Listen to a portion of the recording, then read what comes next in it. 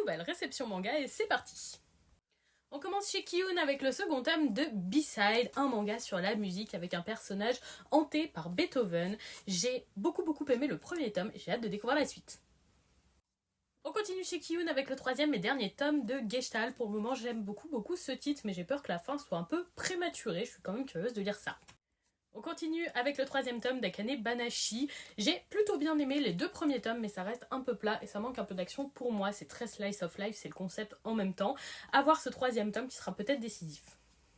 On continue avec le sixième tome de Clévatès. Il y a eu un gros plot twist dans le tome précédent qui change vraiment toute l'histoire. Je suis très curieuse de découvrir la suite et ce qui va s'y passer. La couverture est toujours aussi incroyable avec cet effet violet absolument divin.